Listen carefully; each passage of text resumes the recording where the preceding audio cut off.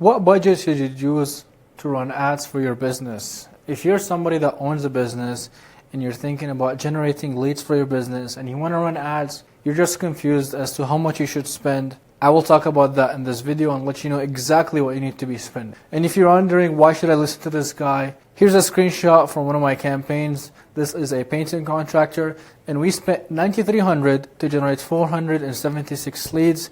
And just from this campaign where we spent $9,300, we did $300K, over $300K in sales for this painting contractor. So let's get into it. So the first thing that people ask me, what budget should you run for lead generation? That question has to do a lot with the business itself. Like how fast are you trying to scale? How many leads can you handle? A lot of these questions depend on the business. But for example, a good starting point is to be spending somewhere around $50 a day. So this can be a ground for testing. You can let that be your budget to start off. And if you're spending money on ads on Facebook and you haven't done it before, they will literally only cap you at this budget. You can't spend more than that for the first few weeks. So it's safe to start with this budget to test. Now it'll vary from one industry to another. So let's say you're doing $50 a day.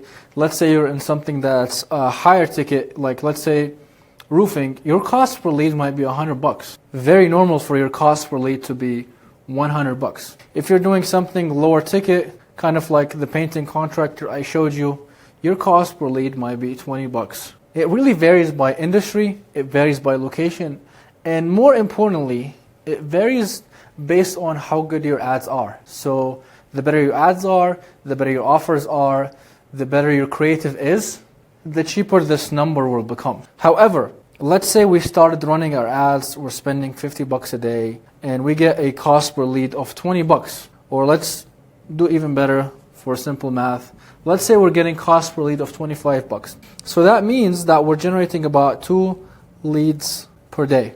This is a very important number because this will let you know about the volume of incoming business that's requesting your services. So let's say we're getting 2 leads a day.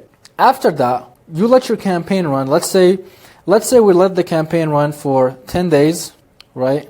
We're spending $50 a day. That means we generated 20 leads, right?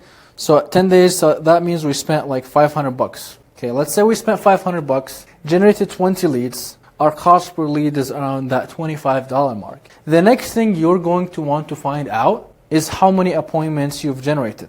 So let's take this number, the 20 leads that came in over the last 10 days, and let's say our appointment set rate is around 50%. Okay? So 50% of the appointments are turning into leads. That means we got 10 appointments, 50%. So then that means that our cost per appointment is $50. So now we're painting a clearer picture. This is why I say it's so important to track your data.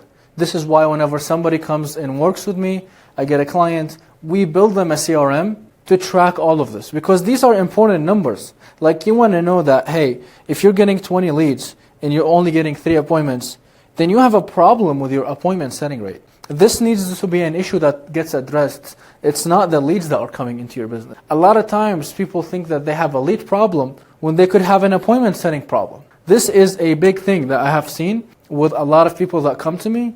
I have to train them on how to set appointments. So this could be a very, very big problem. Not the leads, like you could be getting leads.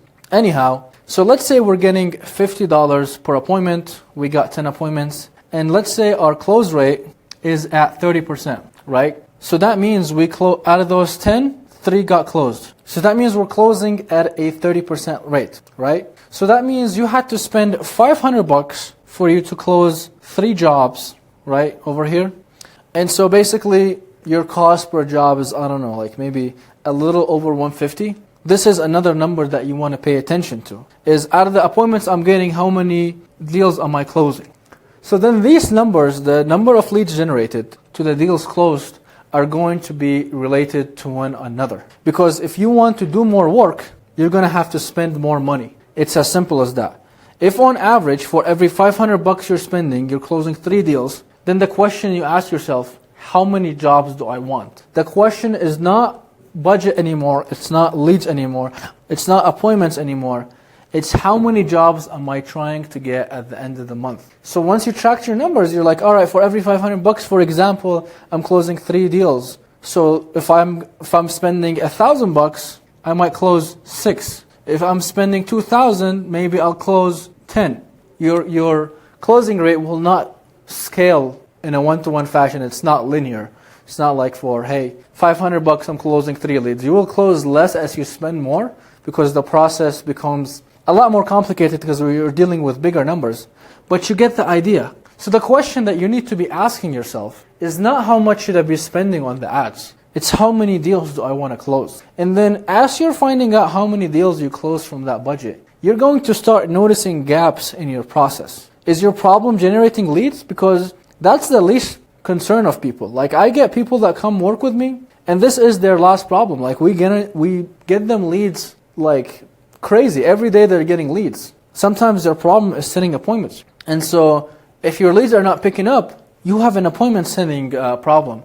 Are you calling the leads within 5 minutes? Are you double dialing? Are you leaving a text? Are you leaving a voicemail? Are you emailing them?